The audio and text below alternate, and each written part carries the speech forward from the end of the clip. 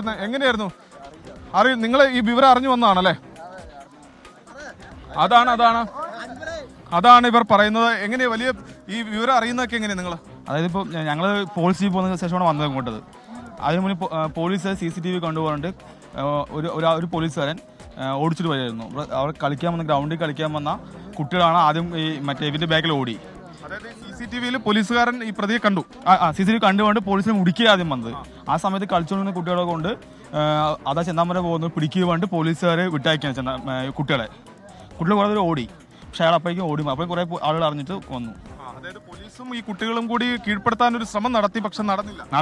കൂടുതൽ ആളുകൾ ഇത് അറിഞ്ഞിട്ട് ഇങ്ങോട്ടേക്ക് വരിക. അതെ ഇവിടെ ഉണ്ടോ ഈ ഓടിയ കുട്ടികൾ? ഉണ്ട്.